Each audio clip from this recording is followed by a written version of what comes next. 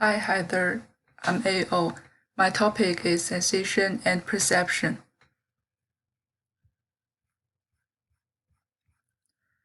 Sensation and perception are two distinct but closely connected processes.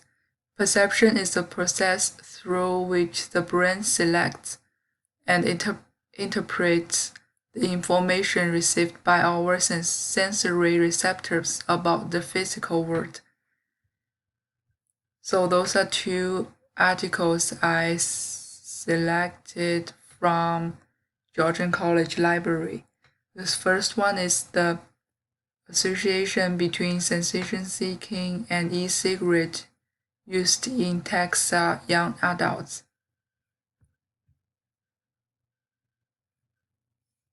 So at the beginning, it has three statistics about the cigarette using. The first one is that the number of Texas students who report using e-cigarettes in the last 13 days doubled. And the second one is researchers discovered that the overall prevalence of ever used e-cigarette grew from 4.1% to 7.8%. And according to another study, exposure to e-cigarette television commercials more than tripled among young adults aged 18 to 24. There has been a lot of discussion over the safety of e-cigarettes. Reason for the experiment. It is not safe. It's actually proved it's harmful. There has some harmful components such as diacetyl, which has previously been linked to lung disease in factory workers. Young adults have wrong beliefs about the ingredients in e-cigarettes. To educate college students about the potentially harmful effects of e-cigarettes, colleges should incorporate them into their anti-tobacco messaging and prevention programming. Also, little is known about which college student subpopulations should be targeted when developing effective health education messages about e-cigarettes. Sensation seeking is linked to a variety of problem behaviors in young adults, including cigarette smoking and risky sexual behaviors.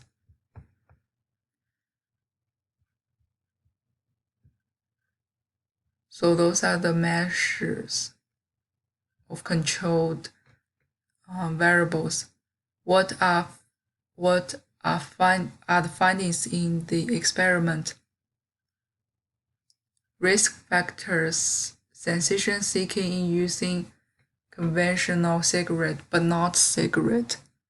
It also discovered a significant relationship between the main sensation seeking score and ever e-cigarette use, but this relationship vanished after controlling for age, gender, race, ethnicity, and residence location, smoking status, current benign drinking, and all the others. Also, 16 to 26-year-old, they have higher scores. 5 related factors and cigarette use and nicotine dependence are founded by the previous experiment. The hypothesis. After controlling for the variables, a higher main sensation seeking score would be associated with a higher likelihood of ever using e-cigarettes. Current cigarette use would significantly modify the associations between higher main sensation seeking scores and both ever and current e-cigarette use, high mean sensation-seeking scores would be associated with higher odds of both ever and current e-cigarette use only after controlling for the variables for current smokers.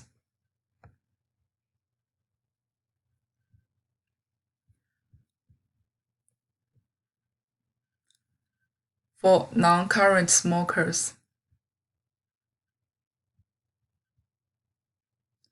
for non-smokers, sensation seeking may be an important contributor to the initiation and continued use of e-cigarettes, but it may not be relevant for current smokers.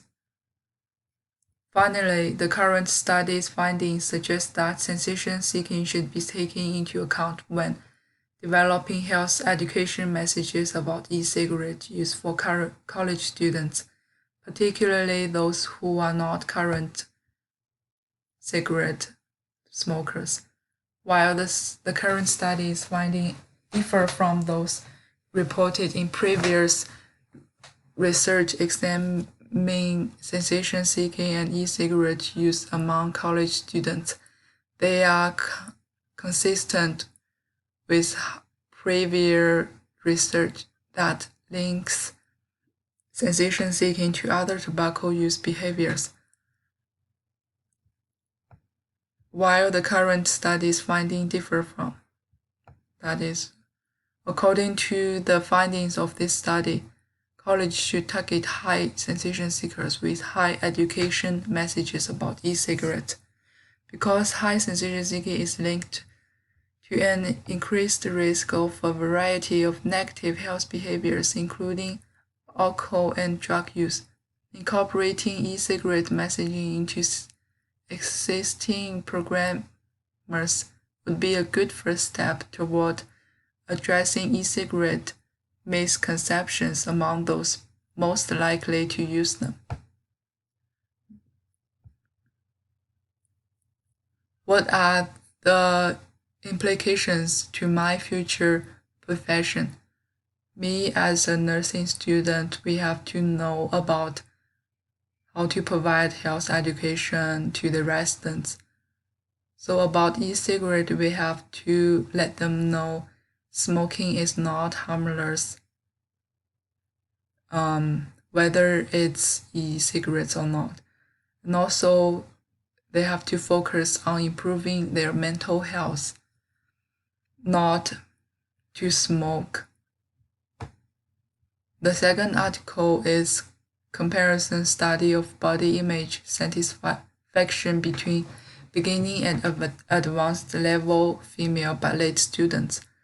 The goal of this experiment is that the level is to compare the level of satisfaction of beginning and advanced students.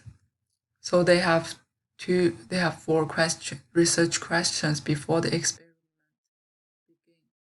begins. So is there a difference in body image satisfaction at the beginning of the semester between advanced and beginning level ballet students, dancers? And over the course of the semester, is there a difference in body image satisfaction between advanced and beginning level ballet dancers? Or do advanced and beginning level ballet dancers have different levels of body image satisfaction at the end of semester? Or do the findings on body image satisfaction match the theory of objective self-awareness predictions?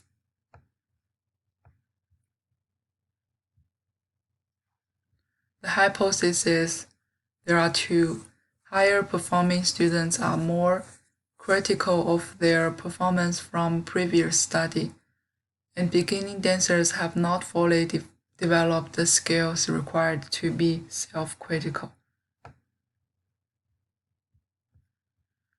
So,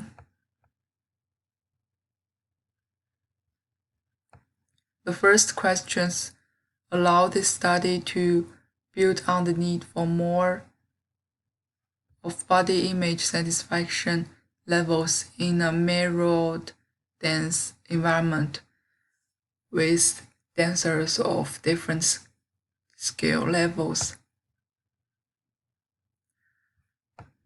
The fourth question investigates if a dancer's to increased self-consciousness and the negative body image.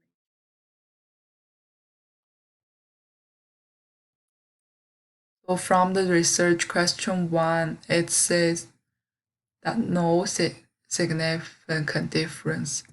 And the question 2, for fitness education, beginning dancers decreased the feeling of physically fit. And the advanced dancers, they feel more fit.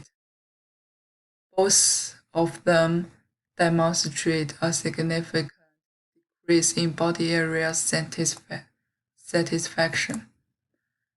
From the question 3, the result is that although there was no significant difference at pre-test, at the end of semester, the advanced dancers are more preoccupied with weight and exercise more than beginning dancers.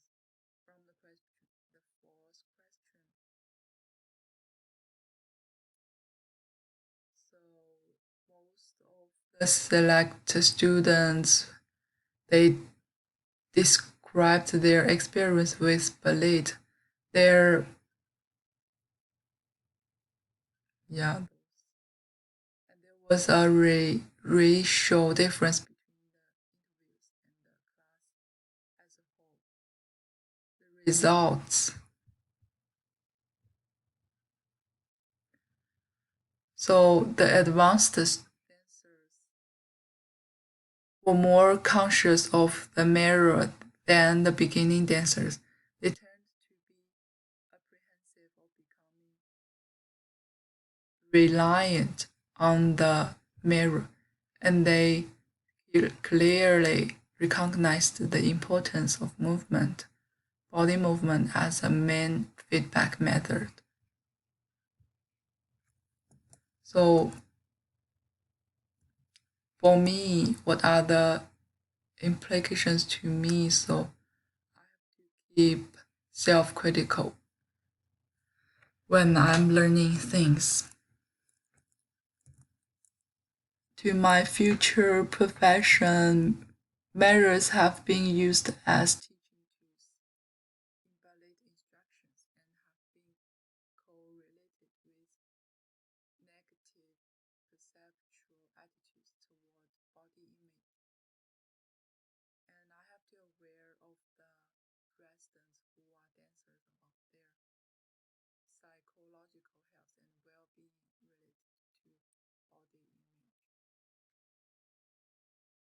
And that's all. Thank you for listening. Bye.